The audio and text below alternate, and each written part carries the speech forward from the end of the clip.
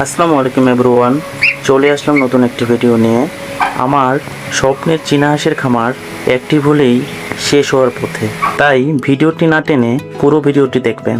প্রথম দিন যখন বাজার থেকে হাঁসগুলো নিয়ে আসি, মাথায় ছিল যে হাঁসগুলোকে ডাক প্লেগের ভ্যাকসিন করব, কিন্তু সেদিনকে ব্যস্ততার মাঝে ভ্যাকসিনটি নেওয়া হয় নাই। এই জন্য বাজার থেকেই ভ্যাকসিনটি না নিয়েই বাসায় হাঁসগুলো নিয়ে চলে এসেছিলাম।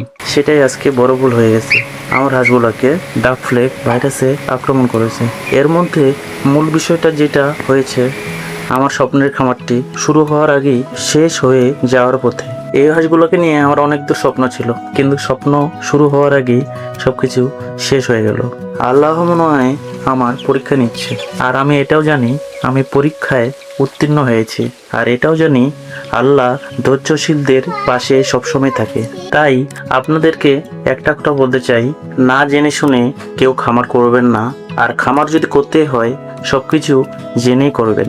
এখন মনে হচ্ছে সেদিন যদি বাজার থেকে ডাক ফ্লেকের ভ্যাকসিনটা নিয়ে আসতাম, তাহলে আমার আজ এই সমস্যাটা হতো না।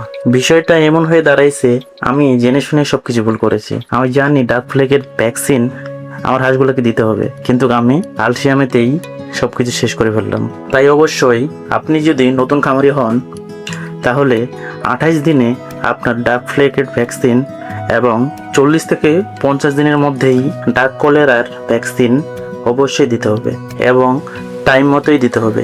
না হলে আমার মতো খামার শুরু করার আগেই আপনার সব কিছু শেষ হয়ে যাবে। তাই অবশ্যই ডাক কলেরা এবং ডাক ফ্লেকের ভ্যাকসিনেশন অবশ্যই করবেন।